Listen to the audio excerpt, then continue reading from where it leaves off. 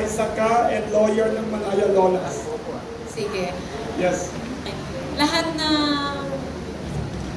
ng giyera at pananakop ay lagi na may pananakop sa teritoryo at may pananakop sa katawan ng babae.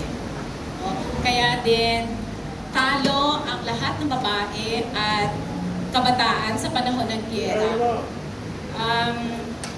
Pero ang giyera din ay pinagkikitaan ng mga kumpanya na gumagawa ng armas pang giyera.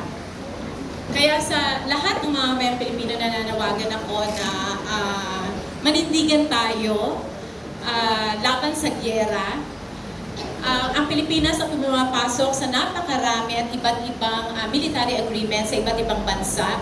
At karay-karay tayo at posible tayo maging karay-karay sa giyera ng ibang bansa.